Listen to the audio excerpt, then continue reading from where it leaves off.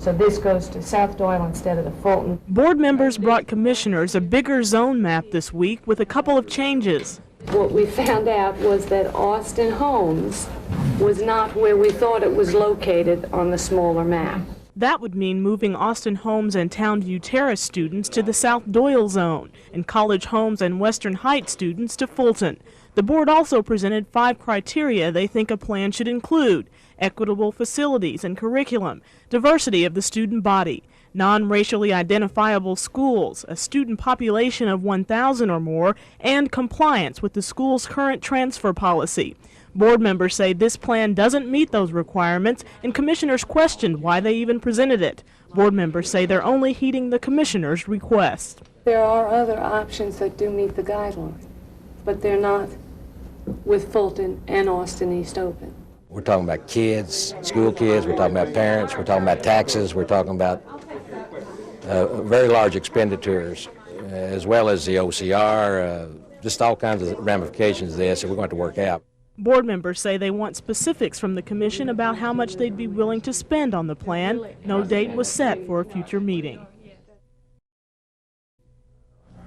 A committee of board members and county commissioners came to a compromise on this plan last week. Fulton and Austin East are to be renovated, with AE becoming a magnet school. Sources tell Action 10 News that architectural teams have already visited Fulton High, even though a school spokesperson denies that. Commissioner Billy Tyndall says someone did ask them to come, and that's fine. I think the administration, someone asked the architect to give them, I guess, a preliminary report on the soundness of Fulton High School. And this has just been a log jam that we've got to get around. This is one way to do it. School Board Chairman Steve Hill is also head of public relations at St. Mary's Hospital, next door to Fulton. The hospital is in a tough situation with me being on the board, and they've not tried to influence me in any way. I think they have always felt like that they would like to see the school left in the community. Commissioner Rudy Durrell says his first choice is the original desegregation plan, which called for building a new magnet school.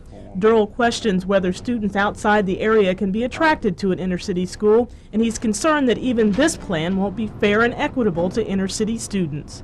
History has shown that where you've had racially identifiable schools, sometimes they don't get treated in the same manner with regard to funding for programs, materials, and that type of thing. School Board Vice Chair Sam Anderson says he wants the plan to be presented to commissioners as a package deal, with funding for both schools, not one or the other.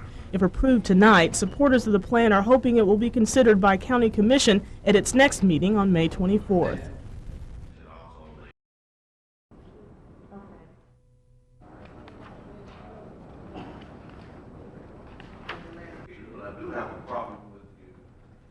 What I'm saying is, how do you approve a revised plan that you don't have it completely planned? I think there will be a majority on the commission to go ahead and approve it, but there again, we don't feel like that we can just give carte blanche approval on something that we're not sure at this point.